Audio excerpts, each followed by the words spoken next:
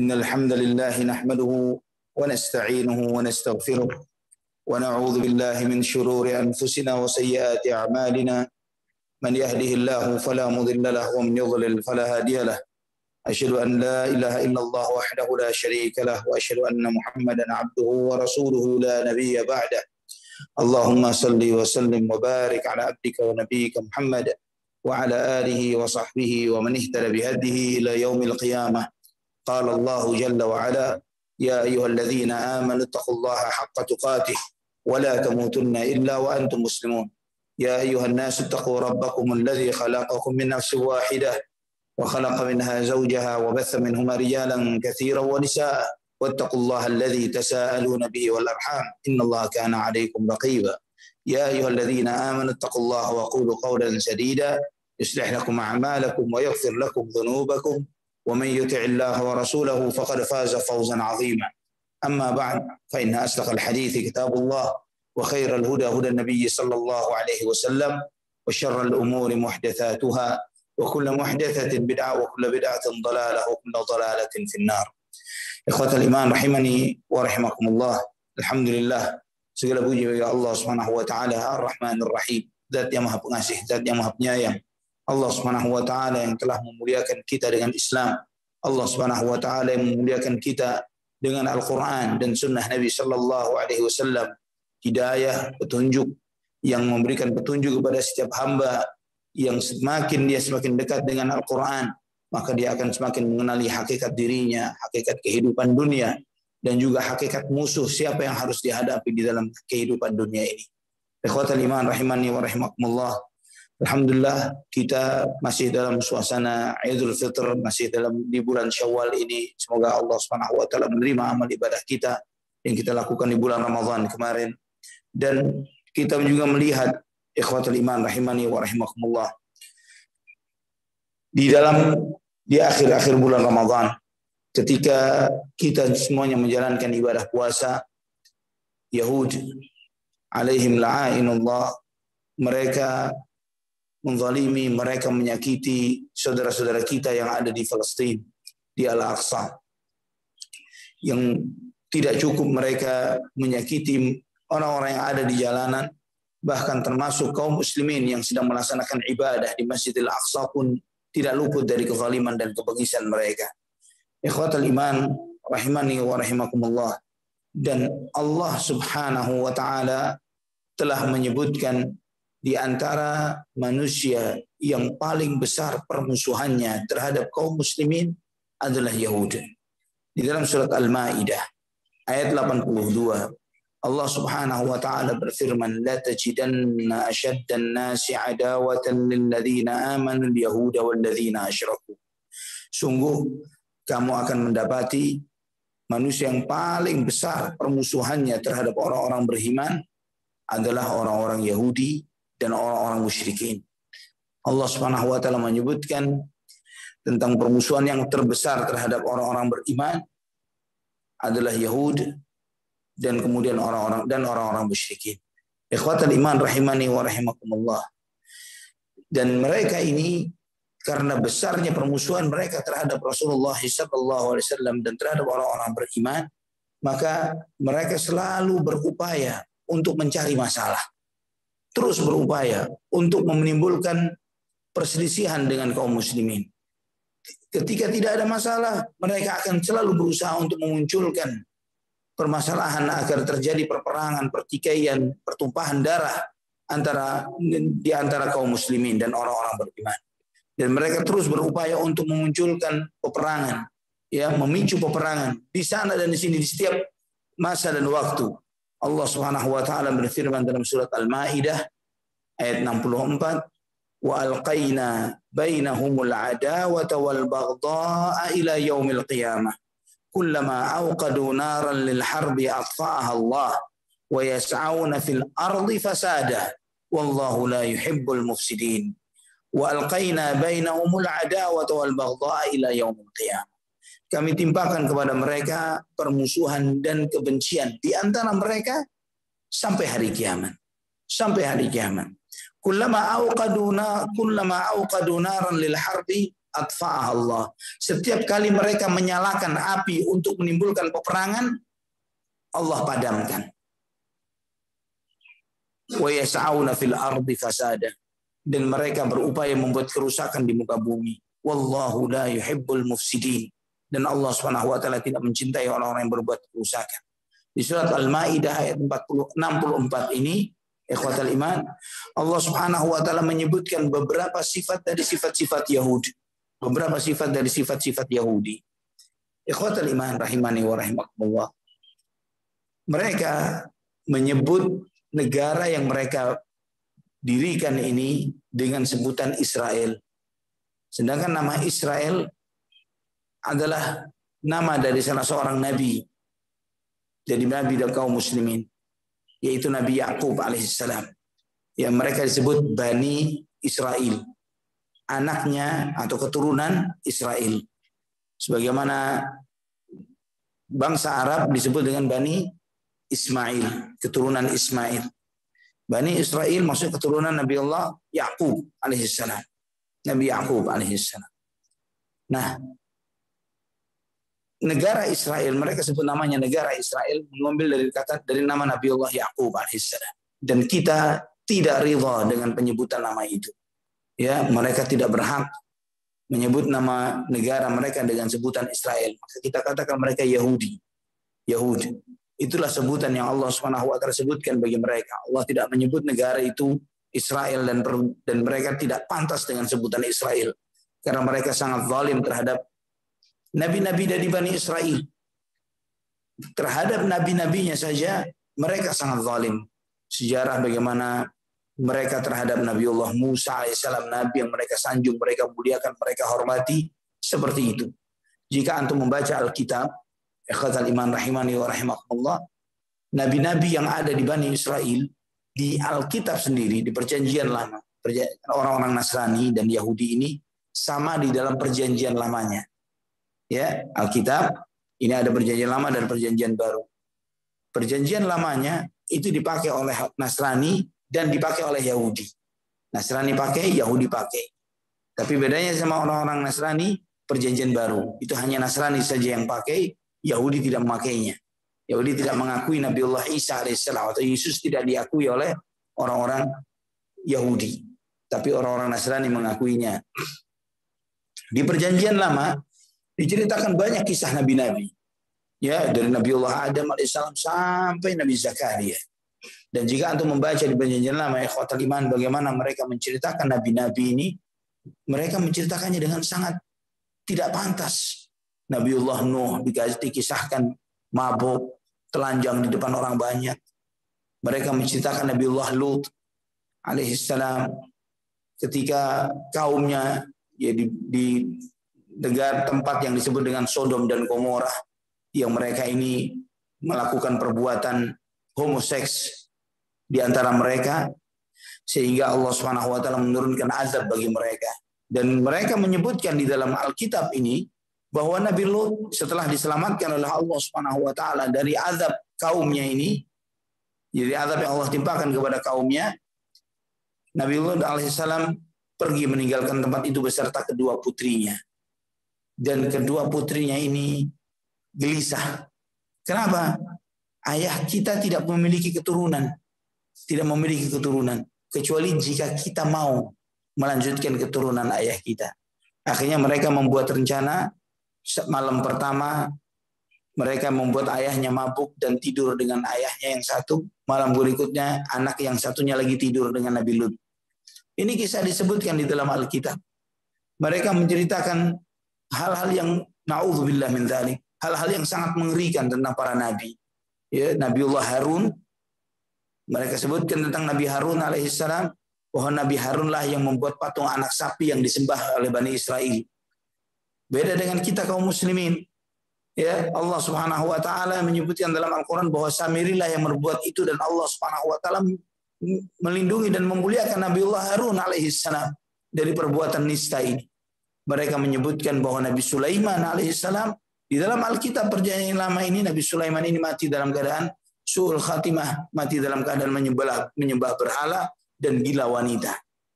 Ini Itu yang mereka gambarkan tentang nabi-nabi yang katanya mereka menghormati dan memuliakan mereka. Mereka menggambarkan tentang Nabiullah Daud. Mereka menyebutkan bintang David. Ya, mereka memuliakan Nabiullah Daud alaihissalam. Tapi bagaimana kisah Nabi Daud alaihissalam di dalam Alkitab? Diceritakan bahwa Nabi Daud ini saking sukanya, gilanya terhadap wanita, dia walaupun istri dari salah satu tentaranya pun kalau dia suka terhadap istri tentaranya ini, maka tentara tersebut dia membuat makar supaya tentara ini dikirim ke medan perang, taruh yang paling depan supaya mati dan supaya wanitanya, istrinya dikawin oleh Nabi Daud. Ini kisah-kisah seperti ini mereka ceritakan sebegitu tidak pantasnya di dalam Alkitab tentang para nabi. Tentang Allah Subhanahu wa taala pun demikian. Begitu banyak sifat-sifat yang sangat tidak layak mereka nisbatkan kepada Allah Subhanahu wa taala. Dan ikhwatal iman, di dalam ayat ini Al-Maidah ayat 64 Allah Subhanahu wa taala menyebutkan beberapa di antara sifat mereka, yaitu permusuhan dan kebencian di antara mereka yang terjadi sampai hari kiamat. Dan ikhwatal iman rahimani wa rahimakumullah, itu nyata sampai hari ini. Mungkin sebagian antum ketika mengikuti berita, ternyata ada orang-orang Yahudi tidak setuju dengan perbuatan mereka di Al-Aqsa. Dan itu sampai hari ini ikhwatal iman, sebagian Yahudi Ortodoks tidak mau mengakui keberadaan negara Israel karena ini melanggar Alkitab. Terbentuknya negara ini bertentangan dengan Alkitab mereka, karena mereka Alkitab menyebutkan bahwa menurut mereka yang akan mengembalikan kejayaan Bani Israel adalah Mesias mereka, Al-Masihnya mereka. Yang ini belum muncul, yang tidak boleh direkayasa seperti yang mereka perbuat saat ini. Ini mendapatkan pertentangan yang luar biasa di antara mereka, dan itu terjadi di hari ini di negara mereka sendiri, bahkan di seluruh muka bumi. Antum akan melihat ketika melihat kok ada Yahudi yang kontra terhadap perbuatan di antara mereka yang mereka perbuat terhadap saudara-saudara kita kaum muslimin di Palestina. Dan kemudian di antara sifat yang Allah sebutkan di antara mereka, kullama auqadu naran lil harbi atfa'aha Allah. Mereka setiap kali menyalakan api untuk menimbulkan peperangan, Allah padamkan. Jadi mereka selalu menimbulkan pemicu masalah. Ya, mereka ini pemicu masalah, pemicu peperangan. Dan jika antum melihat setelah selesainya Perang Dunia Pertama, orang-orang Yahudi ini berusaha mencari tempat tinggal, mencari eksistensi. Dan mereka ini di muka bumi dikucilkan di sana dan di sini. Mereka mendapatkan tempat setelah terjadinya revolusi Perancis.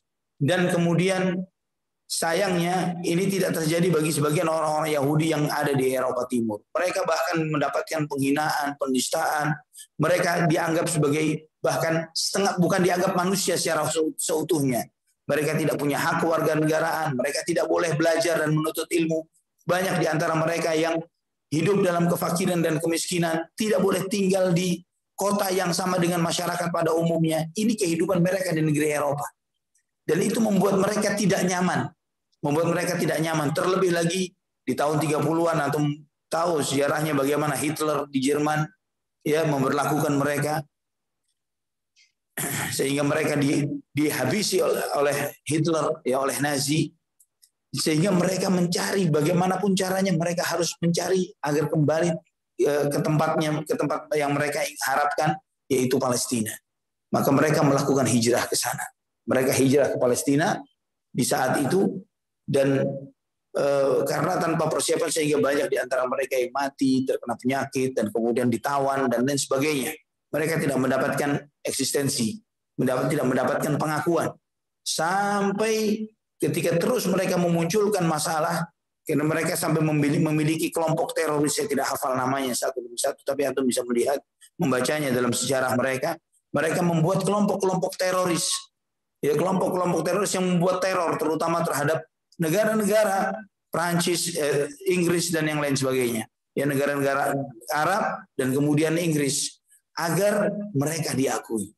Jadi setiap mereka berhadapan dengan misalnya ada salah satu tokoh militernya Inggris yang menolak harapan mereka untuk mendirikan negara Yahudi, negara Israel yang ada di Palestina, mereka membunuh tokoh militer tersebut. Yang mereka membuat makar untuk membunuhnya, membuat kerusakan, sampai membuat Inggris menyetujui. Ya, ketika Inggris sudah melihat begitu banyaknya masalah yang muncul dari Bani Israel ini, maka dia serahkan Palestina ini kepada PBB, dan kemudian PBB pun mengesahkan di setelah tahun 48 untuk berdirinya negara Israel.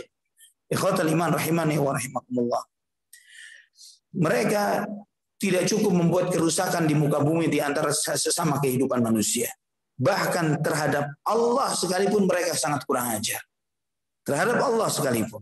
Allah Subhanahu wa taala berfirman dalam surat At-Taubah ayat 30. Wa qalatil yahudu Uzairun ibn Allah. Wa qalatin nasara al-Masih ibn Allah.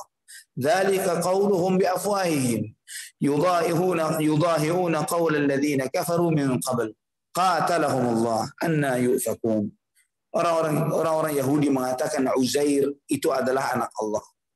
Orang-orang Nasrani mengatakan Al-Masih adalah anak Allah. Itulah ucapan mereka dengan lisan-lisan mereka. Mereka mengatakan perkataan yang menyerupai perkataan orang-orang kafir sebelum mereka. Qatalahumullah. Allah mengutuk mereka. Allah memerangi mereka. Anna yufakun. Bagaimana mereka bisa berpaling? Ikhwatal iman rahimani wa rahimakumullah. Di dalam ayat ini Allah menyebutkan bahwa yang pertama kali membuat ide anak Tuhan itu adalah orang-orang Yahudi. Ya, memang mereka ini mengambil dari mitos-mitos di luar ahlul kitab. Sebagaimana Allah firmankan dalam ayat ini, yudahiuna qaulal ladzina kafaru min qabl. Mereka mengikuti dan mencontoh ucapan orang-orang kafir sebelum mereka. Yang memunculkan ide di antara ahlul kitab bahwa anak Tuhan itu adalah mereka. Mereka pertama mengatakan Nabiullah Uzair. Nabiullah Uzair di dalam tradisi mereka menyebutnya dengan Ezra. Ya, Ezra. Ini mereka mengklaim bahwa dia adalah anak Tuhan karena 100 tahun masih hidup, dan kemudian orang-orang yang pernah bekerja di rumahnya yang dulunya masih anak-anak dan sekarang sudah menjadi nenek, itu ada Nabi Uzair alaihissalam masih utuh dalam wujudnya seperti itu, maka mereka mengatakan Nabi Uzair adalah anak Allah. Dan kemudian itu diadopsi juga oleh orang-orang Nasrani dengan mengatakan Al-Masih adalah anak Allah. Ya, dan istilah ide anak Tuhan ini pada hakikatnya itu adalah terjemahan bebas dari hamba Allah Subhanahu wa taala, hamba Allah yang dicintainya. Ya, orang-orang Yahudi ini mereka pun mereka mengatakan bahwa mereka adalah nahnu abnaullahi wa ahibbauhu. Kami adalah anak-anak Allah dan kekasih-kekasihnya. Itu mereka mengatakan seperti itu. Maka di dalam surat Al-Jumu'ah, qul in kuntum qul lil ladzina hadu in za'antum annakum awliya'u lillahi min dunin nasi fatamannawul mauta in kuntum shadiqin. Katakan kepada orang-orang Yahudi, jika benar bahwa kalian ini adalah kekasih-kekasih Allah yang lebih dekat kepada Allah ketimbang manusia yang lainnya, maka berharaplah kematian jika kalian adalah orang-orang yang benar. Ikhwatal iman rahimani wa rahimakumullah. Mereka yang mengatakan bahwa Allah itu fakir, kami yang kaya. Ya, mereka yang mengatakan bahwa Allah itu miskin, kamilah yang kaya. Dalam surat Ali Imran ayat 181, Allah Subhanahu wa taala berfirman, laqad sami'a Allahu qaulal ladzina qalu innallaha faqirun wa nahnu aghniya. Sanaktubu ma qalu wa qatlahumul anbiya bighairi haqq wa naqulu dhuqu 'adzabal hariq. Allah telah mendengar perkataan mereka yang mengatakan bahwa Allah itu fakir dan kamilah yang kaya. Mereka mengatakan seperti ini ikhwatul iman karena mereka melihat bahwa Allah Subhanahu wa taala memerintahkan manusia untuk saling tolong menolong satu dengan yang lainnya. Untuk yang kaya peduli dan perhatian terhadap yang miskin. Sehingga ini mereka mengasumsikan jika kami yang membelanjai, yang memberi makan, yang menafkahi kehidupan orang-orang yang miskin, sedangkan mereka juga hamba Allah, menunjukkan bahwa kami lebih kaya dari Allah Subhanahu wa taala. Ini klaimnya mereka. Mereka mengatakan seperti itu. Mereka mengatakan Allah itu fakir, kamilah yang kaya. Sanaktubu ma qalu wa qatlahumul anbiya bighairi haqq. Kami catat apa yang mereka ucapkan, dan kami catat juga bagaimana mereka membunuh para nabi dengan tanpa hak. Wa naqulu dzuqu 'adzabal hariq, dan kami akan katakan kepada mereka, rasakanlah azab yang membakar terhadap mereka.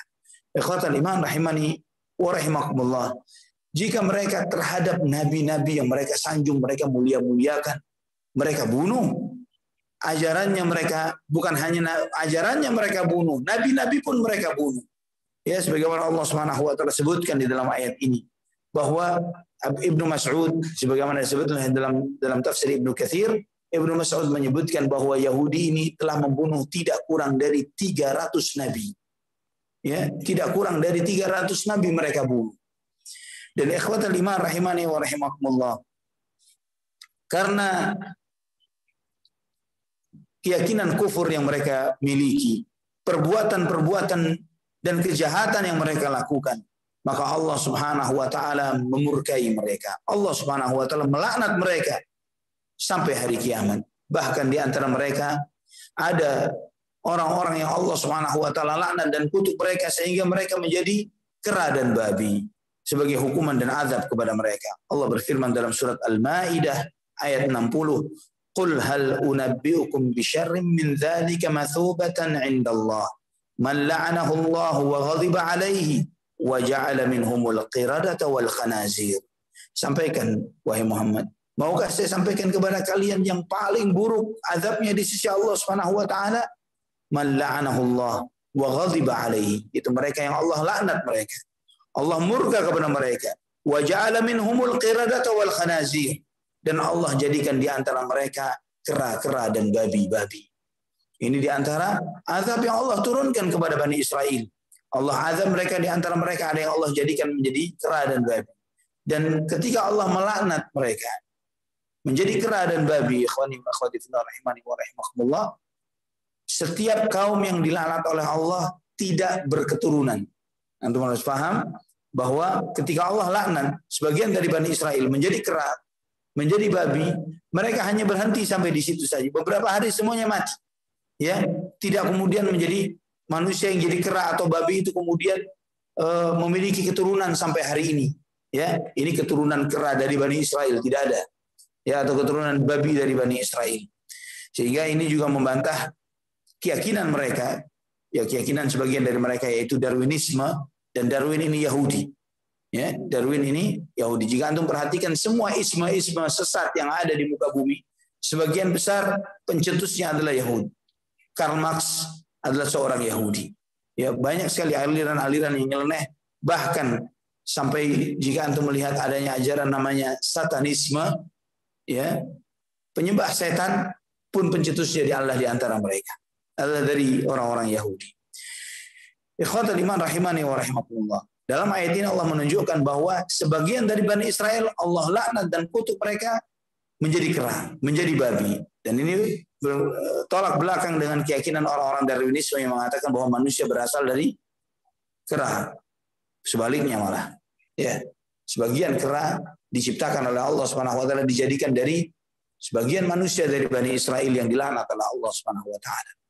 Dan Allah Subhanahu wa taala menetapkan azab dan laknat bagi mereka sampai kiamat, sampai kiamat. Di dalam surat Al-A'raf ayat 167 Allah Subhanahu wa taala berfirman, "Wa idz ta'adzana rabbuka la yab'atsanna 'alaihim ila yaumil qiyamati man yasumuhum su'al 'adzab." Dan ingatlah ketika Allah Subhanahu wa taala mengumumkan, Tuhanmu mengumumkan wahai Muhammad, la yab'atsanna 'alaihim, Allah akan memunculkan atas mereka ila yaumil qiyamati man yasumuhum su'al 'adzab. Sampai hari kiamat mereka akan terus terkena azab dan siksaan. Mereka sampai kiamat dilaknat oleh Allah sehingga hidupnya tidak pernah nyaman di muka bumi. Selalu ada yang menzalimi mereka, selalu ada yang menghukum mereka sampai kiamat. Dan sejarah manusia, sejarah kehidupan mereka yang antum baca dalam kehidupan manusia, antum akan melihat seperti ini. Mereka tidak pernah nyaman hidup di muka bumi. Ini karena kezaliman dan kejahatan yang mereka terus turun-temurunkan dari nenek moyang ke cucu-cucu mereka sampai hari kiamat. Ikhwatal iman rahimani wa rahimakumullah. Dan Allah Subhanahu wa taala menyebutkan di dalam Al-Qur'anul Karim beberapa sifat-sifat yang tercela yang ada di antara di kalangan orang-orang Yahudi ini. Allah sebutkan sifat-sifat ini di dalam Al-Qur'anul Karim agar kita menyadari, agar kita tahu bagaimana karakter dan sifat mereka. Dan kemudian yang kedua, agar jangan sampai kita memiliki sifat seperti mereka. Ya, karena Allah Subhanahu wa taala mengajarkan kepada kita untuk berlindung kepada Allah Subhanahu wa taala di setiap rakaat salat agar kita tidak seperti jalannya orang-orang yang dimurkai dan jalannya orang-orang yang sesat. Jalannya orang-orang yang dimurkai adalah jalannya orang-orang Yahudi. Yang tersesat adalah orang-orang Nasrani. Allah mengajarkan kepada kita untuk berlindung dari dua golongan ini. Dan mereka memiliki sifatnya masing-masing. Sifat dominannya orang Yahudi di antaranya adalah mereka mengerti tapi tidak mengamalkan apa yang mereka pahami. Berilmu tapi tidak beramal. Yang tersesat beramal tapi tidak berilmu. Ya, yang tersesat ini namanya tersesat, salah jalan, melakukan suatu tindakan, perbuatan tapi tidak sesuai dengan aturan yang semestinya. Tidak mengikuti Al-Qur'an dan Sunnah, tidak mengikuti hidayah. Adapun yang dimurkai punya banyak pemahaman tapi tidak mengamalkan sesuai dengan ilmu yang mereka pahami. Mereka kenal para nabi, mereka kenal para rasul, mereka kenal Rasulullah SAW. Kenapa mereka ada di kota Madinah pada saat itu? Kenapa mereka ada di sana? Karena mereka tahu bahwa akan ada nabi terakhir yang muncul, Mesias mereka ini yang mereka bangga-banggakan akan menjadi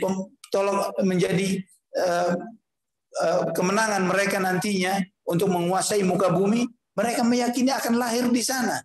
Namun ketika mereka menyadari bahwa nabi terakhir itu tidak terlahir dari keturunan mereka, mereka berbalik arah, mereka malah memusuhi Rasulullah SAW. Di antara sifat mereka yang Allah Subhanahu wa taala sebutkan di dalam Al-Qur'an, bahwa mereka adalah bangsa yang paling suka berkhianat. Paling berkhianat. Paling tidak bisa komitmen dengan janjinya. Allah Subhanahu wa taala berfirman dalam surat Al-Maidah ayat 13, "Fabima naqdhihim mitsaqahum la'annahum wa ja'alna qulubahum qasiyah yuharrifuna al-kalima 'an mawadhi'i." Fabima naqdhihim mitsaqahum. Dan karena mereka biasanya mereka membatalkan perjanjian-perjanjian di antara mereka. La'anahumullah. La'anahum wa ja'ala qulubahum qasiyah. Allah melaknat mereka dan Allah menjadikan hati-hati mereka hati-hati yang keras. Yuharrifuna al-kalima 'an mawadhi'i. Bahkan mereka merubah-rubah firman dari tempatnya.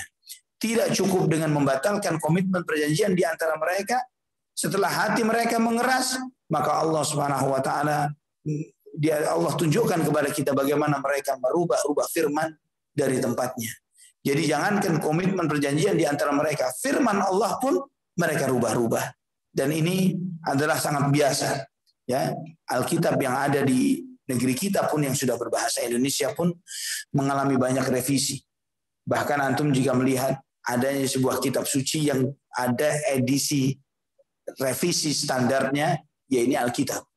Ya, antum misalnya Alkitab ini yang pada umumnya The Holy Bible yang berbahasa Inggris itu bersumber dari versi King James Version, ya, versi King James yang awalnya terbit di abad 16.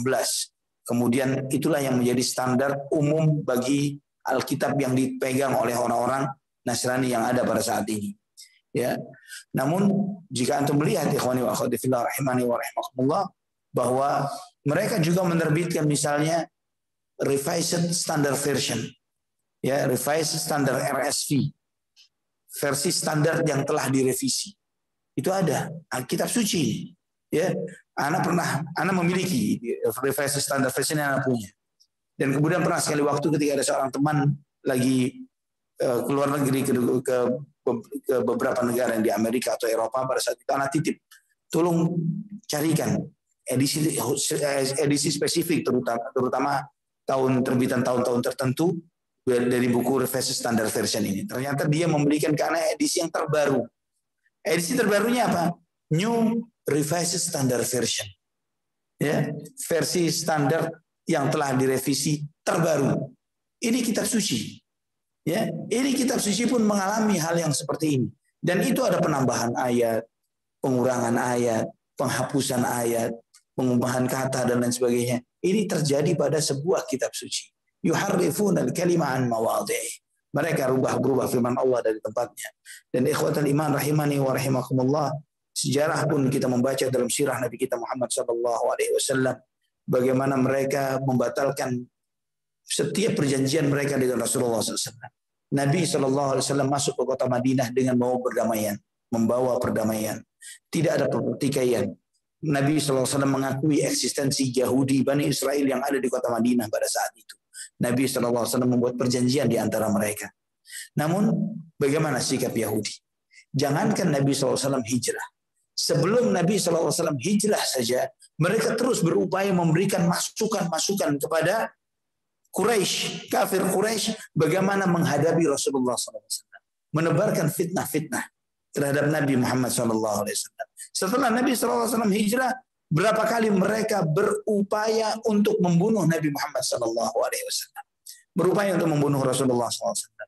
Sampai yang terakhirnya adalah ketika salah seorang di antara mereka, seorang wanita yang menyajikan hadiah kepada Rasulullah SAW, yaitu sebuah paha, ya, paha kambing yang sudah dimasak, disajikan kepada Nabi SAW. Nabi SAW menerima hadiah itu. Dan Nabi SAW menawarkan kepada para sahabatnya untuk mengkonsumsi paha kambing tersebut. Nabi SAW menggigitnya, satu gigitan dan menelannya. Sebagian sahabat sudah memakannya. Tapi ketika Nabi menggigit satu gigitan ini, daging itu berbicara kepada Nabi, "Ya Rasulullah, inni masmumah." "Ya Rasulullah, aku beracun." Maka Nabi memuntahkannya. Tapi sebagian tertelan kepada diri Nabi SAW. Sehingga sampai akhir hayat Rasulullah SAW, Nabi SAW mengatakan, "Aku masih merasakan sakitnya akibat racun yang aku makan ketika di peristiwa Khaybar." Pada peristiwa Khaybar, sebagian sahabat yang ikut makan dengan Nabi meninggal dunia. Meninggal dunia. Ini apa yang dilakukan oleh orang-orang Yahudi terhadap para nabi, termasuk Nabi kita Muhammad SAW. Dan apa yang kita lihat, yang kita saksikan terhadap apa yang mereka perbuat terhadap saudara-saudara kita di Palestina adalah bukti yang sangat nyata bagaimana mereka selalu membatalkan komitmen dan perjanjian di antara mereka. Ikhwatul iman rahimani wa rahimakumullah.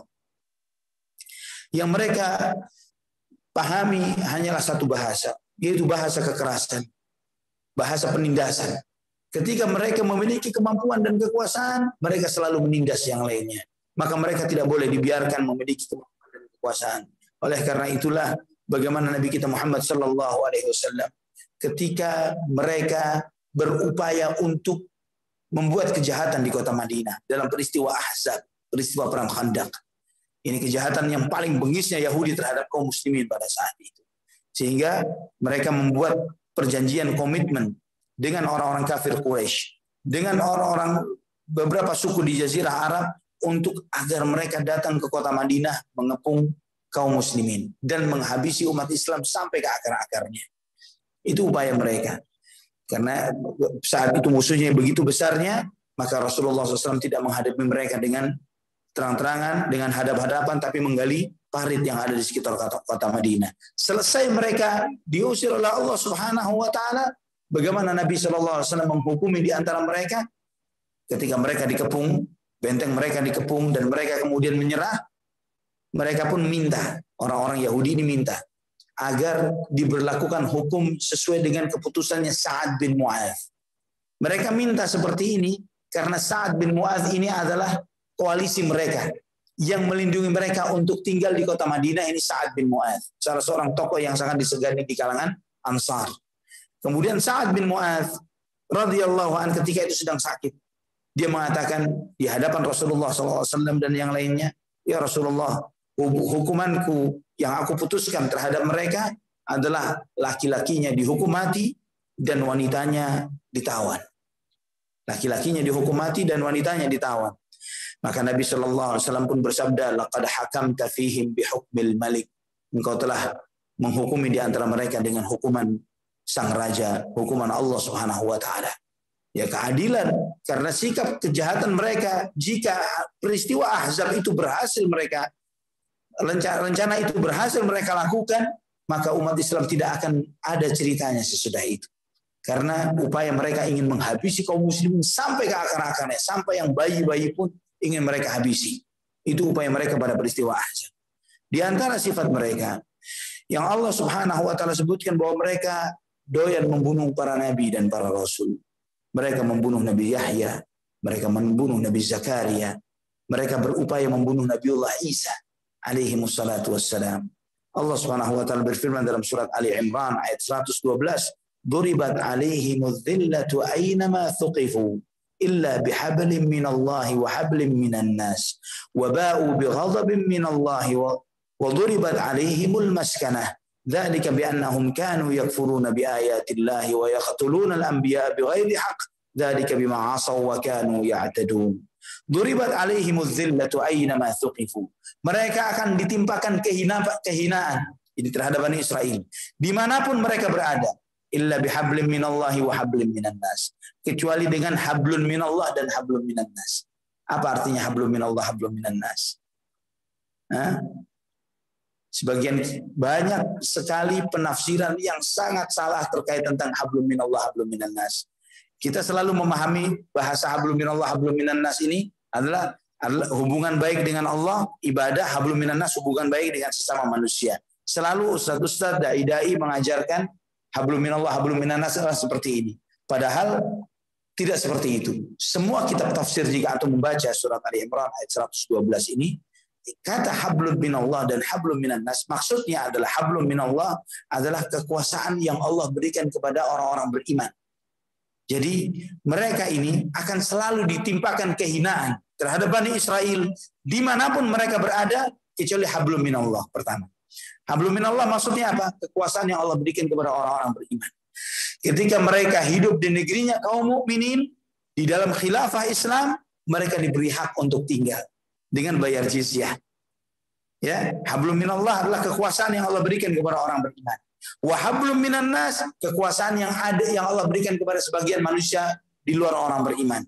Jadi mereka akan tidak mendapatkan azab dan penderitaan di muka bumi dalam dua kondisi saja.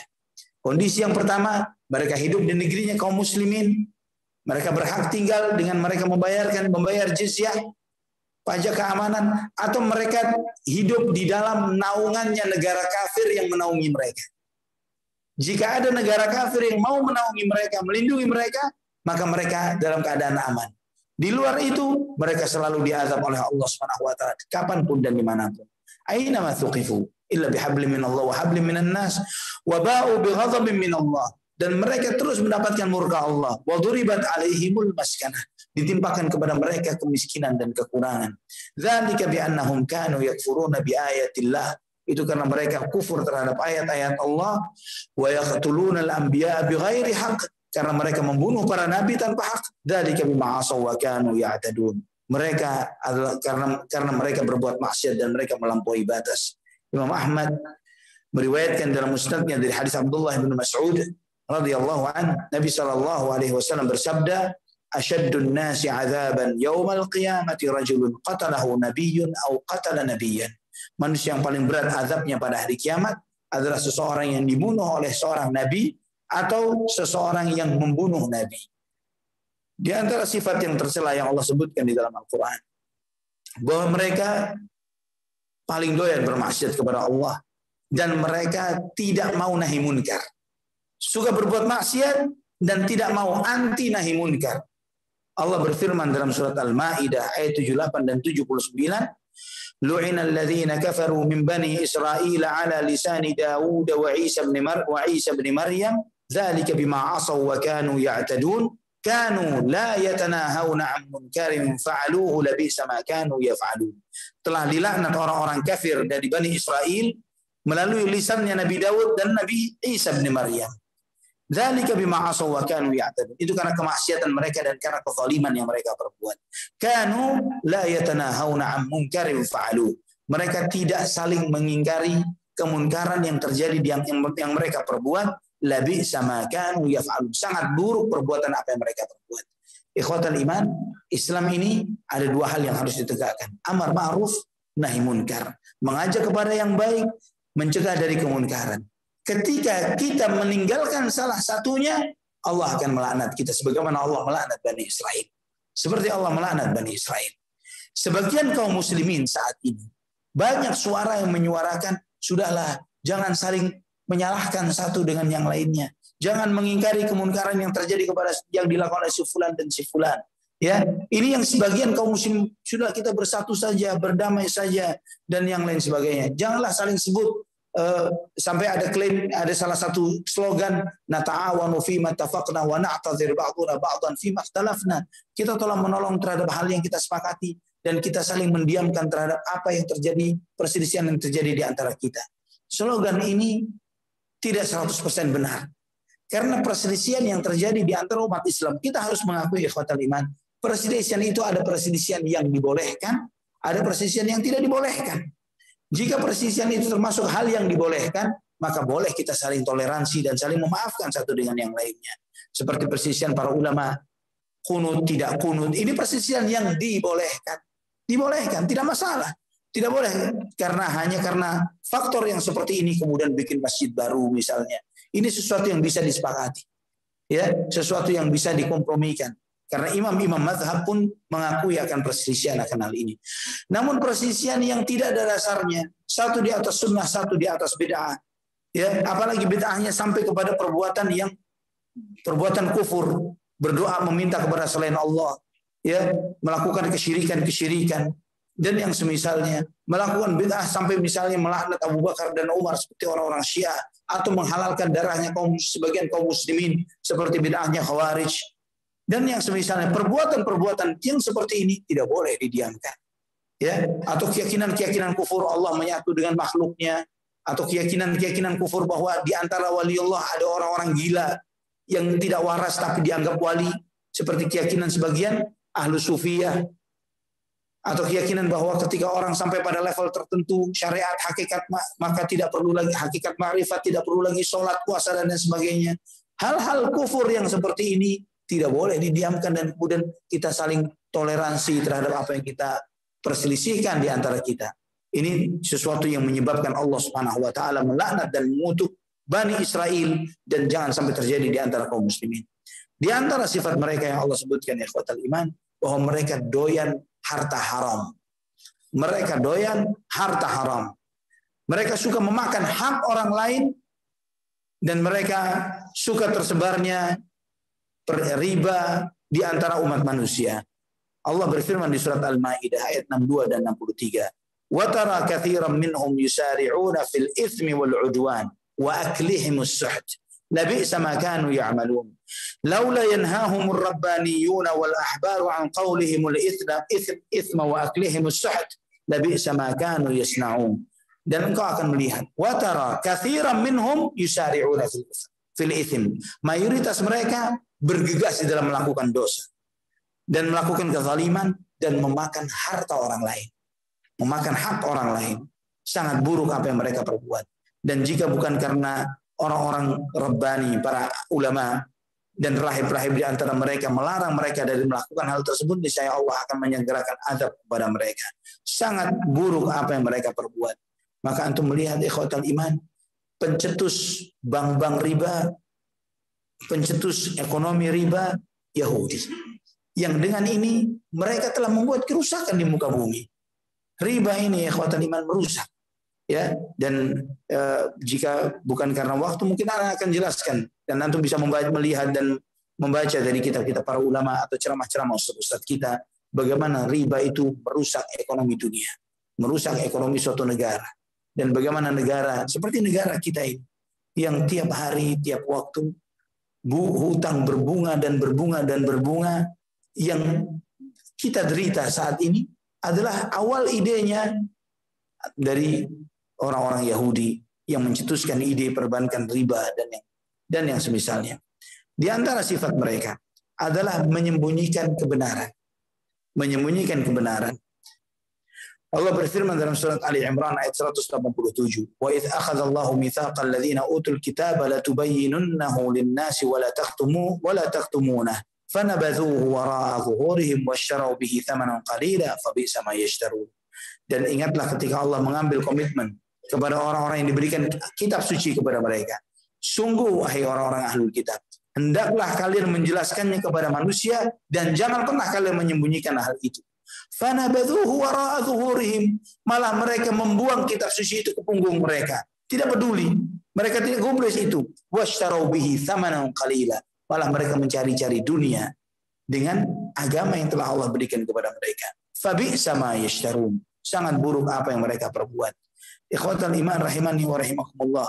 Allah menyebutkan di antara sifat mereka adalah pengecut. Sangat pengecut dan penakut. Mereka tidak akan berani berperang hadap-hadapan. Allah berfirman tentang hal ini dalam surat Al-Hasyr ayat 14. La yuqatilunakum jami'an illa fi quram muhassanatin aw min wara'i judur. Ba'suhum bainahum syadid. Tahsabuhum jami'an wa qulubuhum syatta. Dzalika bi'annahum qaumun la yaqilun. Mereka tidak akan memerangi kalian bersama-sama kecuali dalam kampung-kampung yang berbenteng-benteng atau di balik tembok-tembok. Karena permusuhan internal mereka begitu kuat. Engkau mengira mereka adalah satu, sedangkan hati mereka bercerai-berai. Itu adalah karena mereka adalah orang yang tidak berakal. Ini Allah sebutkan bahwa persatuan fisik tanpa menyatukan hati itu adalah karena kurangnya akal. Jangan sampai umat Islam melakukan hal yang seperti ini. Maka Syekh Muhammad Amin Asy-Syanqiti rahimahullah dalam Adwaul Bayan dan dalam karya beliau yang lainnya, beliau menyampaikan bahwa persatuan itu dimulai dengan persatuan akidah, persatuan iman. Jika bukan karena ini, maka tidak akan pernah terjadi persatuan di antara umat Islam. Jangan sampai seperti orang-orang Yahudi. Yang penting fisiknya bersatu, benderanya sama, bajunya sama, tapi hatinya bercerai-berai. Wal'iyadzubillah.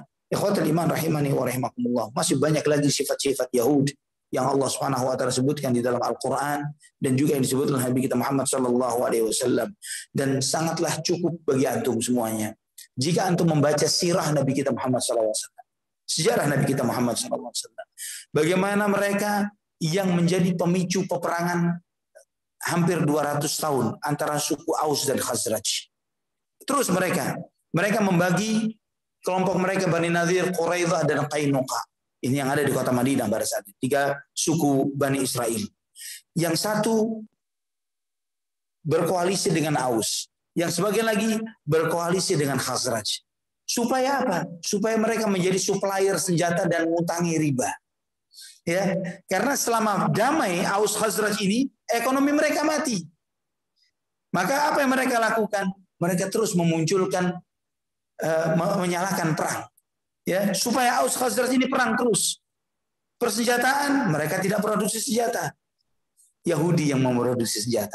Mereka suplai ke sana, mereka suplai ke sini. Ketika tidak mampu untuk membeli senjata, mereka berikan hutangan. Dengan hutangan riba.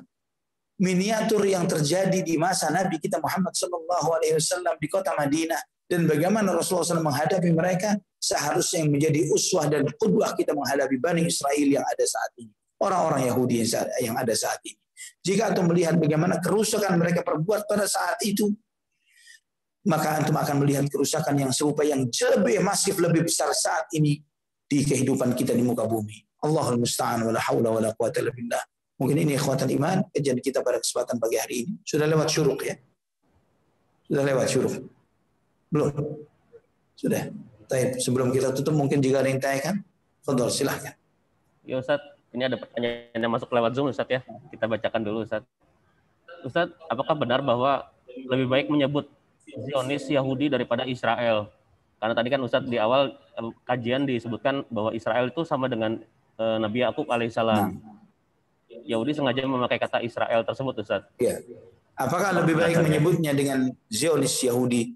Zionis ini, kata Zionis ini bersumber dari Theodor Herzl yang pertama kali yang mencetuskan ide Zionisme, yaitu ide untuk membentuk negara Israel. Ya, ide ini yang pertama kali dimunculkan oleh Theodor Herzl di akhir abad 18, awal abad 19. Dia meninggal kalau tidak salah 1904 kalau tidak salah. Nah, ini yang pertama kali mencetuskan ide Zionisme, ide untuk membentuk negara sendiri. Ya, lebih tepat memang mereka dikatakan Zionis Yahudi. Ya, bukan Israel. Karena Israel kita lebih berhak terhadap Nabi Israel, ya, Nabi Yakub alaihissalam ketimbang Yahudi. Apa agamanya Nabi Yakub? Islam. Sebagaimana agama ayahnya Ishak, sebagaimana agama kakeknya Ibrahim, ya, sebagaimana agama pamannya Ismail alaihi wassalatu wassalam. Nabi-nabi ini adalah nabi-nabinya kaum muslimin. Tidak ada seorang pun di antara mereka yang memiliki keyakinan-keyakinan busuk seperti keyakinan-keyakinan Bani Israel atau keyakinannya Yahudi yang ada pada saat ini. Mereka tidak layak dan tidak pantas disebut Israel. Kita lebih berhak terhadap nama itu. Wallahu a'lam bishawab. Ya Ustadz, ada pertanyaan selanjutnya yang masuk dari Zoom. Ustadz, pada surat Al-Maidah ayat 21-26 ini dikisahkan bahwa kaum Yahudi terusir selama 40 tahun dari tanah yang dijanjikan kepada mereka, yaitu Baitul Maqdis. Pertanyaannya, apakah setelah 40 tahun itu kaum Yahudi menjadi berhak atas tanah Baitul Maqdis? Karena mereka tidak mau di awalnya dan Allah melaknat mereka. Ini adalah awal laknat Allah Subhanahu wa taala terhadap Bani Israel. Awal laknat Allah terhadap Bani Israel adalah ketika mereka tidak mau ke Palestina, maka Allah haramkan tanah itu untuk mereka dan bahkan mereka tersesat selama 40 tahun. Bahkan Nabiullah Musa alaihissalam meninggal di masa itu. Ya, di masa 40 tahun inilah Nabiullah Musa alaihissalam meninggal dunia. Dan karena itulah Allah haramkan tanah itu sampai hari kiamat. Sampai hari kiamat mereka tidak berhak. Bukan berarti setelah itu kemudian hukuman itu dicabut oleh Allah. Allah laknat mereka di dalam kitab suci mereka dan juga di dalam kitab sucinya kaum muslimin. Wallahu a'lam bishawab. Ustadz, ada 2 pertanyaan nih Ustadz yang masuk.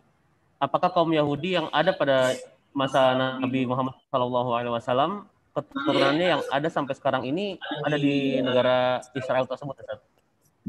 Dan apakah ada kaitannya antara Yahudi dengan munculnya aliran sesat Syiah?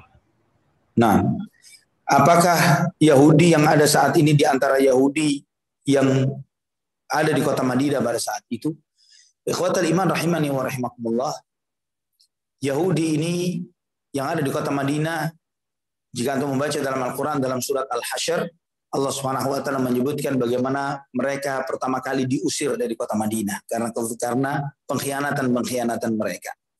Mereka diusir dari kota Madinah. Yakhribuna buyutahum biaidihim wa aidil mu'minin. Mereka menghancurkan rumah-rumah mereka dengan tangan-tangan mereka dan tangan-tangan orang-orang beriman. Karena jahat, karena bakhilnya mereka, karena kikirnya mereka, ketika mereka ditawarkan untuk pergi meninggalkan kota Madinah dalam keadaan aman, mereka tidak mau rumah tinggal mereka itu ditempati oleh orang beriman. Maka mereka hancurkan sendiri rumahnya. Ya, mereka tidak mau, mereka hancurkan.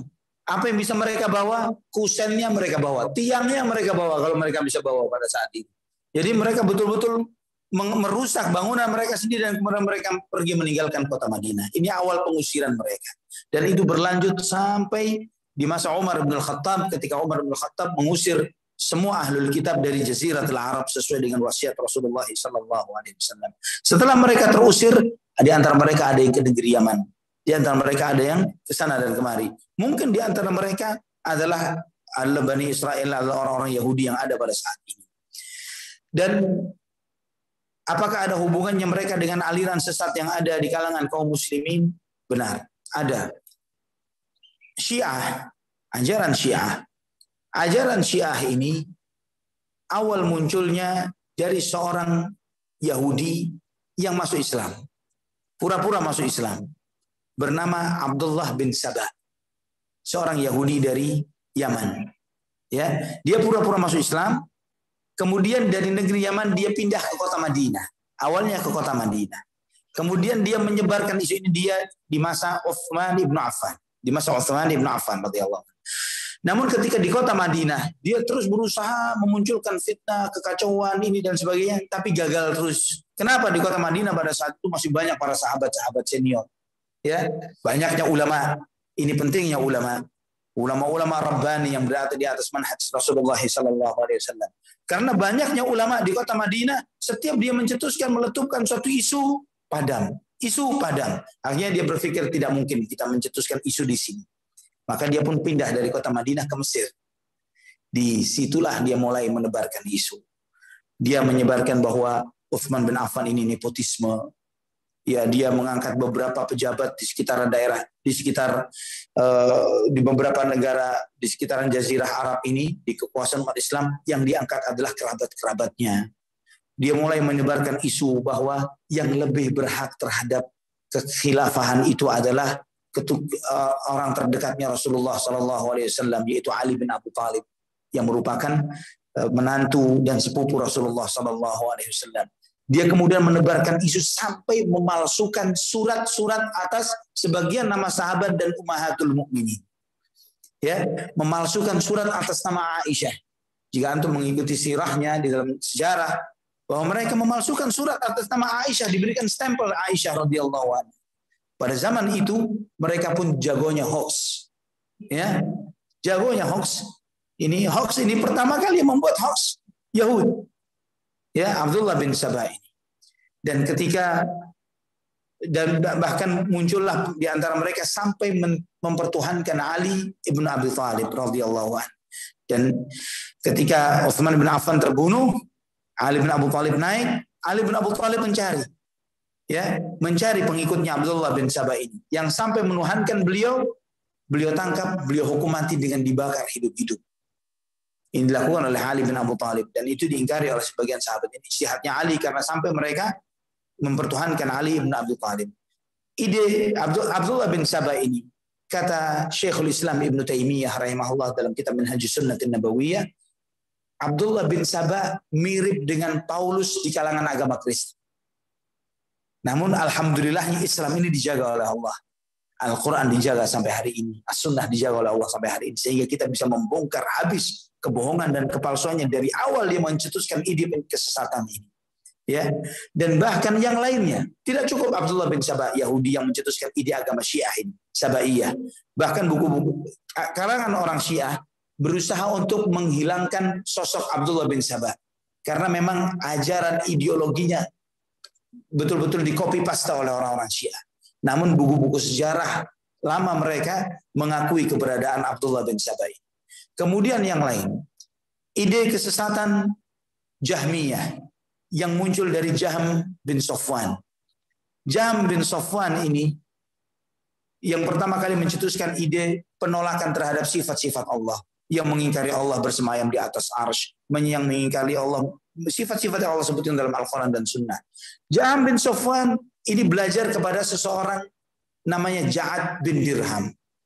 Ja'ad bin Dirham ini belajar dari pamannya, dari ibunya, yaitu Labid bin A'sam al-Yahud. Seorang Yahudi yang pamannya ini adalah orang yang pernah menyihir Rasulullah SAW ketika di kota Madinah. Sehingga sebab turunnya surat Al-Falaq dan An-Nas. Ya, jika kita membaca surat Al-Falaq dan An-Nas, sebab turunnya Allah, ada seorang Yahudi yang bernama Labid bin A'sam berusaha menyihir Rasulullah SAW. Ini sejarah aliran-aliran sesat yang Jahmiyah ini kemudian turun keturunannya adalah muncul Mu'tazilah, ya, dari ilmu kalam. Dan kemudian muncullah dari ilmu kalam ini, di antara tradisi ilmu kalam di antaranya adalah akidah Asy'ariyah, walaupun Al-Imam Abul Hasan Al-Asy'ari rahimahullah telah bertaubat dari itu, tapi ajaran penyimpangan yang kesesatan yang Imam Abul Hasan Al-Asy'ari telah bertaubat dari hal itu masih diyakini oleh sebagian kaum muslimin sampai zaman ini, sampai sekarang. Ya, sehingga kita sampai sekarang pun tidak keluar dari khilaf internal di antara umat Islam, karena mereka memperdebatkan tentang sifat Allah, bagaimana Allah berfirman, bagaimana Allah turun, kalau Allah turun dari arsy-Nya ke langit bumi, arsy Allah kosong dan lain sebagainya. Ide-ide fil ilmu kalam yang seperti ini munculnya dari orang Yahudi awalnya. Namun sayangnya sebagian dai umat Islam pun tidak menyadari akan hal ini. Allahul musta'an wala haula wala quwwata illa billah. Ya Ustaz, ini ada pertanyaan nih Ustaz. Apakah semua orang Yahudi di seluruh dunia nantinya tidak akan masuk surga? Begitupun juga keturunannya. Apakah semua orang Yahudi tidak di seluruh dunia tidak masuk surga dan mereka akan kekal di api neraka? Orang-orang Yahudi ya, tapi tidak semua Bani Israel. Ya, maka di dalam ayat-ayat yang tadi kita baca di antaranya dalam surat Al-Maidah, lu'inal ladzina kafaru min Bani Israel. Dilaknat orang-orang kafir dari Bani Israel. Apakah semua Bani Israel? Tidak, yang kafir di antara mereka. Karena ada di antara Bani Israel itu yang beriman kepada Allah. Seperti misalnya di zaman Rasulullah SAW adalah di antara tokoh pendeta yang paling mereka segani, Abdullah bin Salam.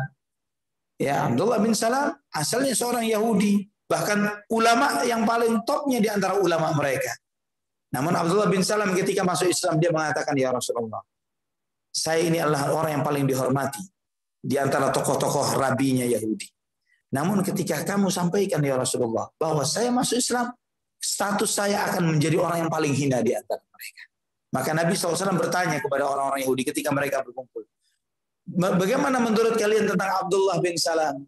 Khairuna wa afdaluna, yang paling baik, yang paling terhormat, yang paling kita segani adalah Abdullah bin Salam. Maka Nabi SAW pun memanggil Abdullah bin Salam. Ketika Abdullah bin Salam berhadapan dengan mereka, dia mengatakan, saya bersaksi bahwa Allah tidak ada Tuhan yang berhak disembah selain Allah dan Muhammad adalah utusan Allah. Mereka keluar dari majelis Rasulullah SAW dengan mengatakan, tidak ada manusia yang lebih hina di antara kami seperti Abdullah bin Salam.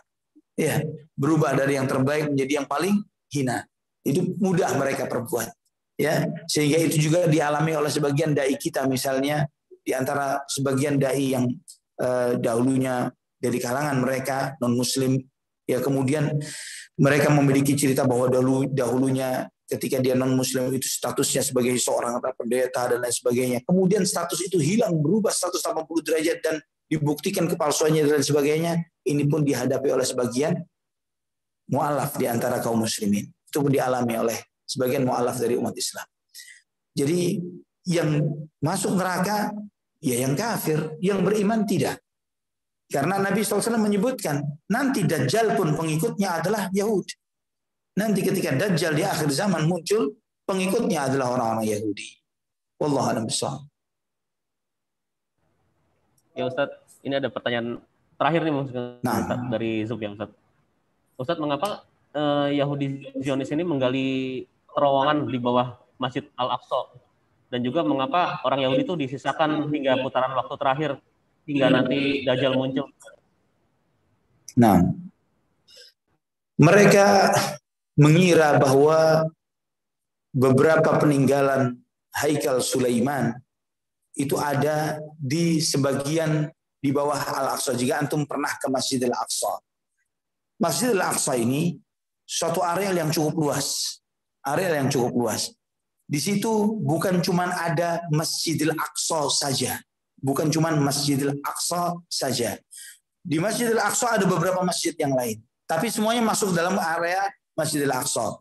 Yang antum lihat dengan kubah emasnya itu bukan Masjidil Aqsa. Ya, itu Dome of the Rock ini, Qubbatus Sakhra, ini bukanlah Masjidil Aqsa. Walaupun seringkali disimbolkan itu. Masjidil Aqsa kurang lebih 200 meter dari sana. Ya, jadi dari Dome of the Rock ini, kubah emas itu, antum maju terus. Ya, kurang lebih 200 meter, turun tangga, terus ke sana, itu Masjidil Aqsa. Di Masjidil Aqsa, sebelah kirinya, terus lagi sedikit, ada masjid lagi. Masuk dalam area Masjidil Aqsa, yang mereka sebut dengan Masjid Nabi Zakaria. Karena tempatnya Nabi Zakaria dan mihrabnya Maryam. Alhamdulillah, anak sebelum pandemi sempat ke sana. Ya, alhamdulillah sempat ke sana. Jadi masih kebayang tempatnya. Nah, itu di sana itu berdekatan, bersebelahan dengan tembok ratapan si Yahudi. Bersebelahan dengan tembok ratapannya Yahudi. Itu yang mereka berusaha mereka gali dan lain sebagainya. Mereka mengira bahwa di situ ada peninggalan Nabiullah Sulaiman. Karena mereka meyakini tempat itu dulunya adalah kandang kudanya Nabi Sulaiman alaihissalam. Dan tempat Nabi Sulaiman alaihissalam menyimpan beberapa perbendaharaan dan yang lain sebagainya. Itu keyakinan orang-orang Yahudi. Ya, wallahu a'lam bishawab. Dan kenapa mereka disisakan sampai hari kiamat? Memang kehidupan dunia ini adalah ujian dan fitnah yang Allah Subhanahu wa taala tunjukkan, dan setiap adanya fitnah dan ujian yang terjadi di muka bumi, setiap hal itu Allah tunjukkan, setiap hal itu semakin menunjukkan kemahabenaran Allah dengan semua yang Allah firmankan. Ya, seringkali ketika kita membaca ayat-ayat Al-Quran, benar nggak ya? Benar nggak ya? Tapi ketika adanya fenomena yang seperti ini, akan semakin meyakinkan kita bahwa maha benar Allah Subhanahu wa taala dengan apa yang Allah firmankan. Benar. Apa yang Allah firmankan, Allah menunjukkan realitanya dalam kehidupan. Karena ketika Allah menyampaikan bahwa, atau Rasulullah SAW menyampaikan dalam sabda-sabdanya, nanti di akhir zaman akan seperti ini, akan seperti ini, akan seperti ini. Sebagian kita, benar nggak ya? Atau mungkin terjadi orang-orang Yahudi misalnya, mereka membuat bahwa ini semuanya hanyalah mitos, kisah-kisah yang disampaikan oleh umat Islam. Misalnya mereka mengatakan, tidak kok, kita tidak menganggap ini tanah yang sedemikian sucinya. Mereka mengklaim seperti itu. Kita tidak mengakui adanya bahwa kita ini menanam atau jika antum melihat di media di YouTube misalnya, mereka mengatakan tidak ada istilah gharqad, nggak ada, pohon gharqad ini nggak ada. Kami nggak kenal itu, kami tidak tahu.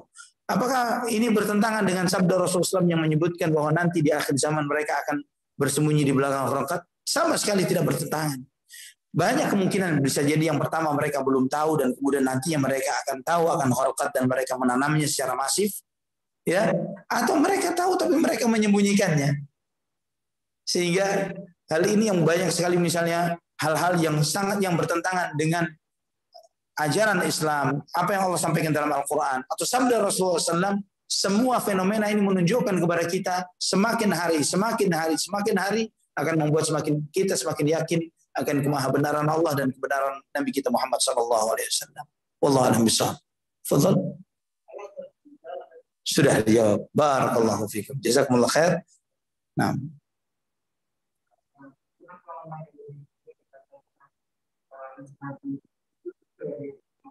Oleh Nazi. Kenapa dibantai? Ana tidak mengikuti sejarah secara khusus, tapi subhanallah jika antum membaca sejarahnya Hitler, dia juga dari keturunan Yahudi. Ya, Hitler dari keturunan Yahudi. Ini diantara yang pernah Ana baca. Ana lupa. Ana ada salah satu buku yang salah satu tulisan Hitler sendiri, Mein Kampf kalau tidak salah, dalam terjemahan bahasa Arab, Kifahi judulnya. Jadi pleidoiku, itu salah satu karya yang ditulis oleh Hitler. Kalau tidak salah pernah diterjemahkan di dalam bahasa Indonesia. Dulu sekali kurang lebih 15-20 tahun yang lalu pernah Anda baca. Ya, Anda pernah membaca. Jadi sebagian besarnya Anda lupa tentang tulisan Hitler ini. Dia menyebutkan tentang kehidupan Bani Israel atau orang-orang Yahudi di masa dia. Walaupun dia dari mereka, dia sendiri mendapatkan penindasan di antara mereka. Bagaimana kejahatan yang dialami dan lain sebagainya.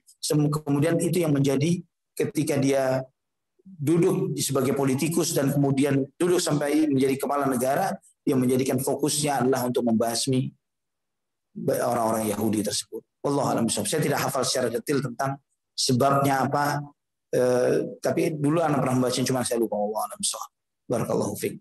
Baik, ikhwatal iman rahimani wa rahimakumullah. Inilah kesempatan kita pada kesempatan hari ini kita membahas di antara sifat-sifat Yahudi yang Allah Subhanahu wa taala sebutkan di dalam Al-Qur'anul Karim. Dan Allah Subhanahu wa taala menyebutkan bahwa Allah Subhanahu wa taala menetapkan bagi mereka kehinaan dimanapun mereka berada, kecuali dengan dua kondisi yang tadi telah Allah sebutkan. Ya, ketika mereka hidup di dalam pemerintahan Islam, mereka mendapatkan hak dinaungi sebagai warga negara, ya, dan diberikan hak-haknya, atau mereka hidup di dalam perlindungan negara kafir yang menaungi mereka. Jika tidak ada salah satu dari dua ini, maka mereka tidak akan tersisa di muka bumi. Maka di dalam masa dinasti khilafah Islam, Yahudi tidak dihabisi. Ya, ini jika antum misalnya bertanya, kenapa Yahudi tidak dihabisi di masa pemerintahan Khulafaur Rasyidin, di masa pemerintahan dinasti Bani Umayyah, Bani Abbasiyah, sampai Kesultanan Turki Utsmani misalnya? Karena memang ajaran Islam mengajarkan seperti itu. Hak mereka sebagai manusia diberikan haknya. Tapi ketika mereka membuat kerusakan baru dijawab, artinya dihukumi sesuai dengan kerusakan yang mereka perbuat. Wallahu a'lam bishawab. Sampai di sini ikhwatal iman, aku qouli hadza, subhanakallahumma bihamdik, asyhadu an la ilaha illa anta astaghfiruka wa atubu ilaik. Assalamualaikum warahmatullahi wabarakatuh.